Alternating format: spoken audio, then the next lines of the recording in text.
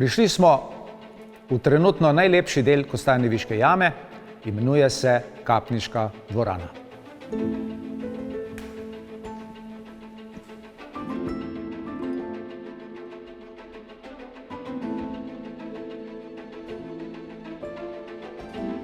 Jamo so odprle velike narasle vode leta 1937, ko je bilo tukaj v okolici eno močno neurje.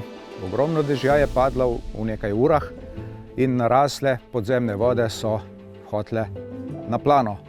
Na tem mestu je voda odkrila po vsej verjetnosti nekdanji izvir potoka, ki teče danes tam spodaj, tudi izvir je tam. In ko so vode po nekaj dneh odtekle, so domačini našli vhod v jamo. S tem seveda so tudi jamo odkrili, prišli so potem jamarji, ki so jamo tudi v tem delu, ki ga bomo danes pogledali, tudi zrisali, zmerili in jamo registrirali. Kostanjeviška jama nosi registrsko številko 518, to je neke vrste njena hišna številka, ki se uporablja še tudi danes.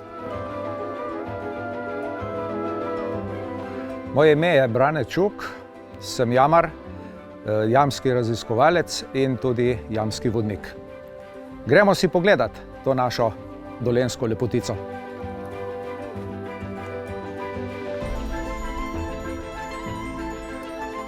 Ko bomo najprej pogledali prvo dvorano, ki je izropana, kajti v ta prostor so prihajali že davno nazaj, torej takoj po odkritju jame.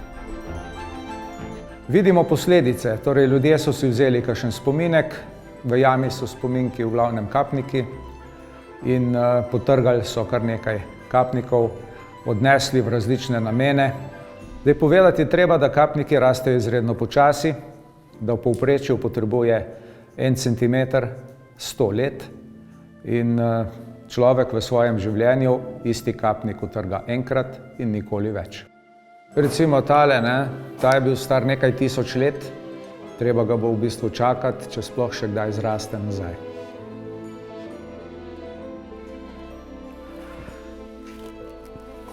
Naša pot nas pelje skozi meander, to je ozek zavit špranjast rov, ki je mogoče malo ozek za obiskovalce, za jamarje, raziskovalce je pa tole še zmeraj avtocesta.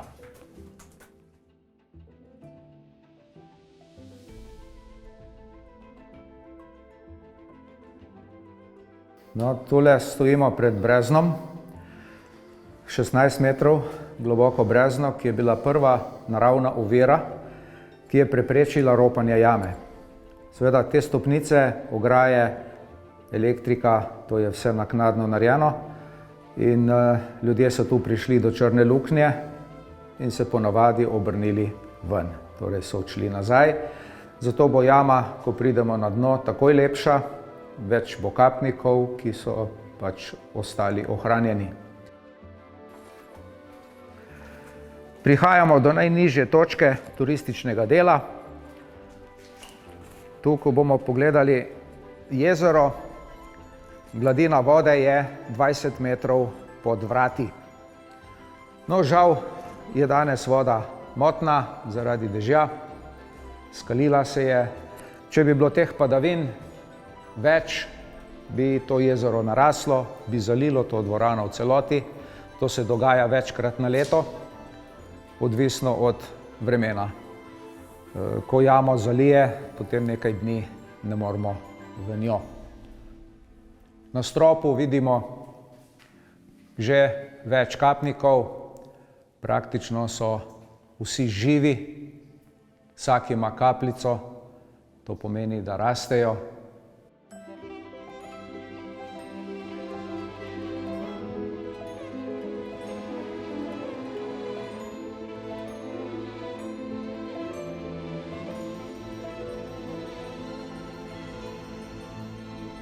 Ja, tole lahko vidimo kristale kalcita.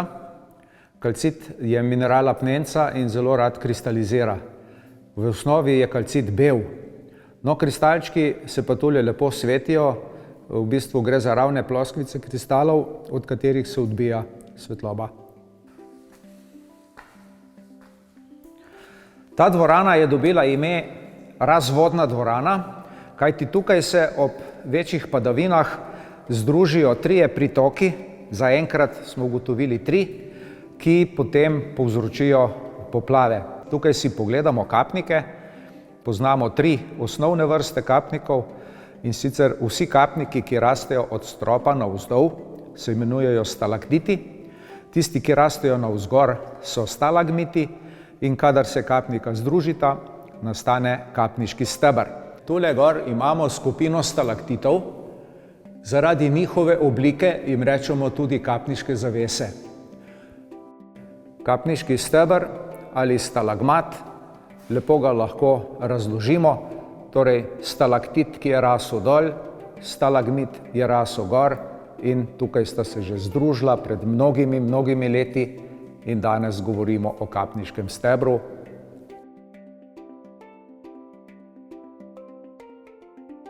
No, tukaj v tej dvorani vidimo lahko tudi tektonsko prelomnico in pa presihajoče jezero. Te stvari vidimo tukaj. Poglejte, tule vidimo eno linijo, eno črto. To je bil nekdaj odprt tektonski prelom. Danes je to zasuto z materialom oziroma z sigo, s kapniki. Lepo se pa vidijo posledice. Poglejte, desna stran je vsa zdrobljena, zmleta, leva je tukaj celo lepo pobrušena, kar je tipično za tektonske, bi rekel, prelome. No, na naši poti vedno vidimo to žico.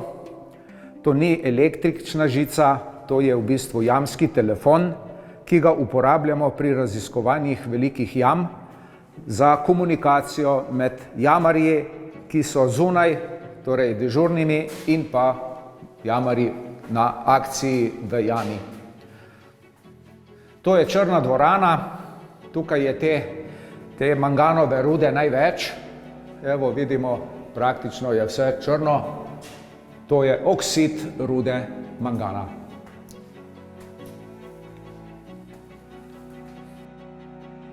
Prihajamo v križno dvorano. Že ime pove, da je tukaj križišče. Jama se tukaj razdeli v 2 smeri.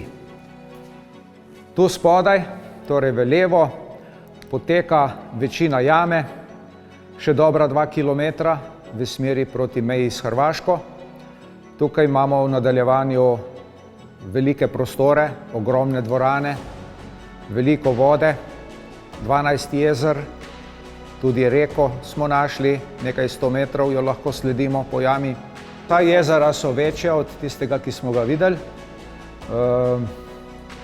Najdaljše jezero mislim, da ima 54 metrov dolžine, okrog 250 kvadratov površine, 26 metrov je globoko.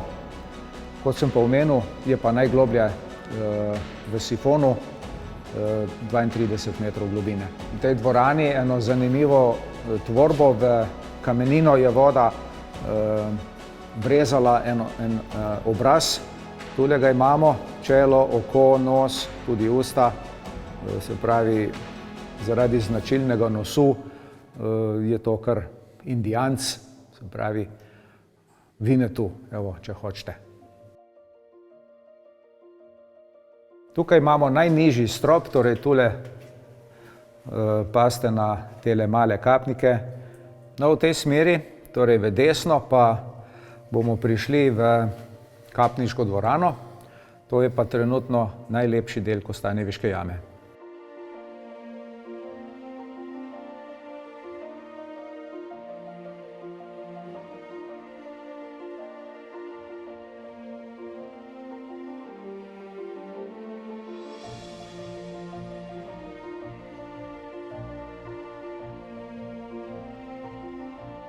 No, prišli smo v kapniško dvorano.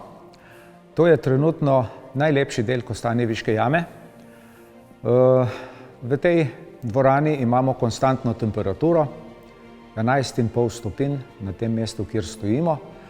In po zimi to temperaturo skoristijo tudi netopirji, ki so kar pomembni prebivalci Kostanjeviške jame. Okrog 700 netopirjev prezimuje v Kostanjeviški jami, zato je tudi v zimskem obdobju jama za obiskovalce zaprta. No, tule si bomo zdaj lahko pogledali Največje kapnike trenutno v jami, kapniški steber, ki je v celoti visok 11 metrov. Potem imamo tudi največji stalaktit, skoraj 5 metrov meri v višino. In mnogi obiskovalci enačijo ali pa primerjajo to dvorano tudi s katedralo. Seveda v katedrali mora biti nekaj prepoznavnih mest, tako imamo tule zadaj recimo spovednico, tamle gor imamo prižnico, pa Kristus je tukaj obešen na tej steni, v ozadju je pa vse skupaj en lep oltar. Tako da tudi ta prispodoba drži vodo.